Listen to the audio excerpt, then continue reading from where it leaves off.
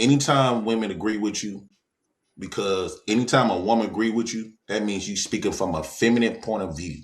You Willie, thinking you saying you thinking that you talking masculine. The reason why it resonated with women because that's a female approach. You are a safe nigga, right? You like to be safe. You like to be comfort, right? And so what this black woman just got done exposing is that she said that the white man is going to be the always the done data. So there's no, and yes, I do want to keep the blueprint I want the blueprint of the white man. Yes, the blueprint on how to rule. That's not the white man's blueprint. That's the blueprint of manhood of all men. Yes, they conquered. It's their time to shine, to rule, but that's supposed to be all of our goal as men. But yet, if these women is agreeing with you, is because women agrees because they don't speak from a warrior point of view. They speak from a submissive, feminine point of view. And this is why she's able to understand you because you talking from a feminine point of view in a feminine perspective. You thinking you saying something manly. You have not said zero thing that's manly. You have not talked about or addressed anything about creating your own. The only thing you've been trying to do is convert us to be able to get on our knees and maintain the bow down and to maintain the power according to Bo, the white man's power.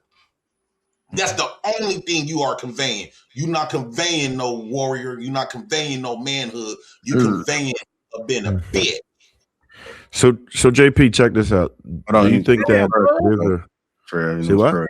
See, Pearl, that's why you gotta start being loud. You can't be quiet. Well, shit, I got skipped just now too. Trevor, I know how they skip you, nigga. You 10 feet tall, bro. Yeah. Stand up or something. So JP, I get what you're saying. Like, you want what all of us want, but I think the problem is because I was taking notes. So you were speaking about like the way we speak, our jobs, which is code switching, like the changing of the names of our babies, thugs and gangsters being highlighted and not well spoken and successful people. And then when we do become successful, why we don't come back. And then he spoke also about light skin privilege. So I just want to kind of walk it down because when you highlight those topics, those are like the tip of the iceberg of our symptoms. But below that, right? So JP, you know, we under a very, very tight system of like hegemony, which is like constructed dominance, right? And so I just want to highlight 1492, 1776, and 1865. JP, what am I talking about? 1492, 1776, and 1865. Those are like the three most important dates that surround us. What am I talking about when I say that? So that's the start of the country, right? That's the Declaration of Independence, and then that's the ending of slavery, right? Those are detrimental to our unity, the way we progress, and those behaviors still show up now. So I just want to keep going. I don't know if you are familiar with eugenics, and I don't know if you're familiar with the 1921 Tulsa, Oklahoma, but we're still recovering from that. So even if I left it at 1921, it's still 125 years of separation and just insidious and systemic practices that have happened to us. And then there's just psychological damage as well. So what you're talking about are just the results of a lot of things that have happened. And I know you want the changes, but sometimes it's like, I don't want to say it's illogical, but it could be kind of unrealistic in the ways that you're speaking about what we want without a solid plan, because we still don't have that dominance like you're saying. We're still fighting to do that.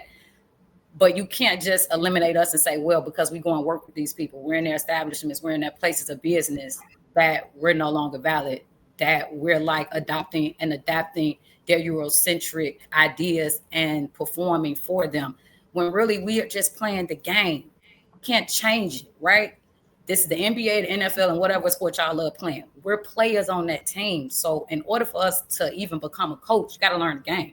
How are you going to get the point if you're never exposed to their game and who they are? And if we're never coming together and building our resources, we're never going to be powerful anyway. So I get what you're saying, but we got a long way to go, baby. I love Miss Pearl. I love the way, and Trail, can I please just add this? I love what you brought up. I think that black people are being more affected about these slave stories than Oklahoma stories. Me personally, I don't believe slavery existed. I don't believe Oklahoma existed. What happened was those stories had a motive behind it. It made us believe that we can't, right? So when they told the story about Oklahoma, it was a bunch of black people getting together, and then they created their own business and stuff like that to gain their own independence. And what happened? The white man came and tore it down. Slave stories. And what happened? They told us a bunch of slaves was man broken wool out the band, right? And then look at our leaders, Martin Luther King, Malcolm X, Fred Hampton, them, right? So basically, when we do become leaders, what they taught us was if you become a leader, you're gonna die. So in 2026, when you look at these stories, and it's crazy that you bring up stories that you never lived in or seen, but yet that's them stories has a big impact. And what that impact is it was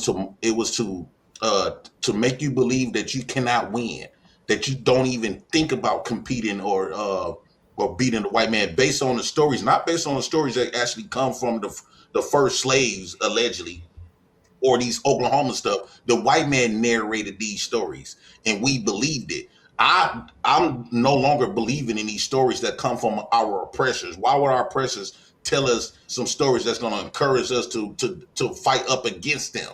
They going to always tell us stories to make us feel less than, to make us operate in disbelief. It was those stories that got us operating the way we operate today, not the actual fights or the actual rebellions. The stories that made us black folks today operating with so much low confidence, disbelief that we can challenge a white man in any shape, forms, or fashion. And my thing is, I don't want us to operate in that fashion no more and stop listening to the white man telling us how we should be or what we can't do. I don't look at the white man history as if that was facts. It was only a manipulation to make us believe less than ourselves.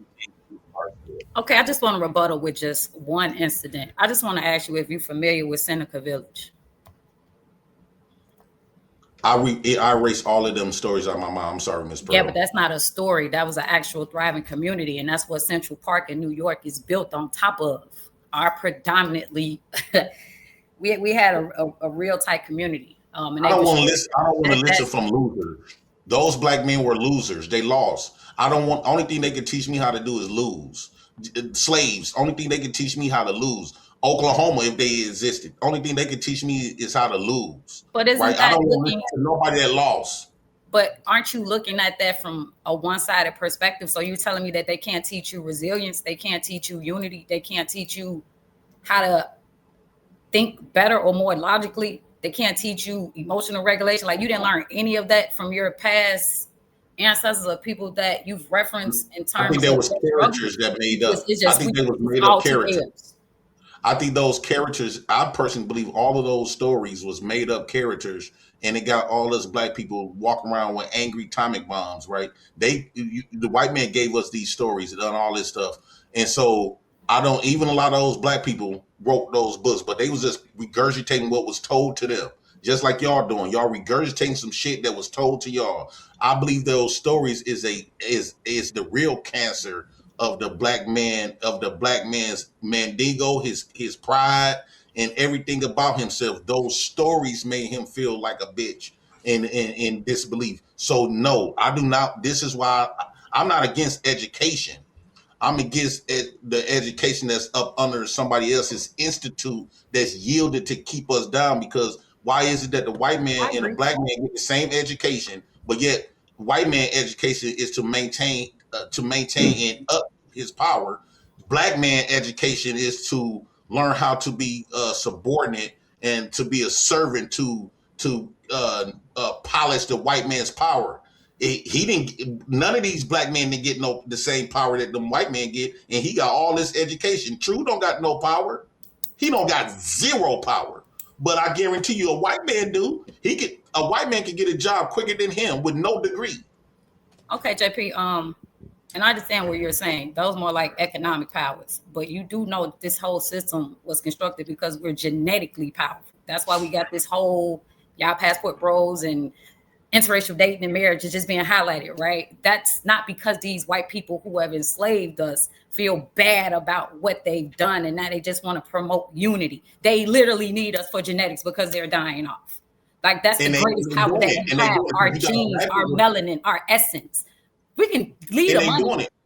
They are doing it. They're successfully doing it. Like right now. No. You don't know what Miss Pearl. The reason why you are light skinned and you embolden them as light skinned because they told black women and black men that love don't have no color. Love who you love. And they created all of these negative. First, they created a welfare system to get the black men and black women against each other. Then they created love who you love. And so now what's tending to happen is black people don't value creating black people no more. So when they told the dark-skinned woman that the light-skinned like you would be classified as the pretty baby, I'm quite sure you got a lot of hugs and kisses. Your face stayed with a rash because all those dark-skinned women love to kiss you, right? But when my dark ass was born, I got ignored. Why? Because when you think of let's be for real, when you think of ugly is always attached to dark-skinned people. You don't too much see light-skinned people as being ugly. Right, but I'm just saying I don't believe this, but this is what it is. So what the white man have achieved was that the dark skinned woman gave her degrees and money. So now the dark skinned woman don't see no value because according to them, majority of black boys is reading at a 4th grade read level and they gangsters, thugs, and inmates. So guess what she gonna do? It will be a bad business deal for a dark-skinned woman to strive with an education and money in her bank to strive for a black man. So what that's going to tend to do, she going to have to date outside her race. If she wants somebody that's equally yoked, she going to have to date white men and Asian men. This is what they pump it into my daughter's milk, right? They not, and guess what's going to end up happening? Black people going to look like you, Miss Pearl. And I so hate that black people accept you as black. They accept you as black because once we accept the biracial people as black, we're not going to pay attention that they is removing the actual black people from the equation. So the next 50 years, what I looked up, it's crazy that you could Google right now, what will black people look like in the next 50 years? Guess what I saw, Miss Pearl? Everybody of your skin complexion. You do not see nobody of dark skin, dark complected. So yes, and it's crazy that y'all black people, this so-called educated, and that's what the whole nation's supposed to look like. Y'all don't see nothing that's going on. Y'all getting played in y'all face because they gave y'all. Told you that. What are you talking about? They study your thirst. They study your thirst. What is Black Truth Table? He thirsting for money. He thirsting for opportunity. You thirsting to be loved. Black women thirsting to be loved. So what the white man did was he gave you that. He gave you that. But if you paid attention, every time black men get successful, or Hollywood and stuff, that ends up with a white woman or the lightest woman like yourself and have babies with them. They babies come out bright. So yes, they paying y'all to remove y'all, to eliminate y'all. And y'all think the white man forgot about Planned Parenthood Margaret Sanger speech. No, just because they changed the name, the game didn't change. The game is to still hate the black person before they is born. But now what the problem is, they had convinced you. Y'all educated people don't got 10 kids. Okay, I'll land the plane with this, JR. I guarantee you none of y'all black people have 5+ kids no more. Most of y'all not having kids. If y'all do, y'all got about 1 or 2. You have and then Planned Parenthood, the women have eliminated 18 million black babies. 18 million. If we would have had all of them people, we would have been competing with the numbers here in America with whites. Right, Jay. They taught us to eliminate us.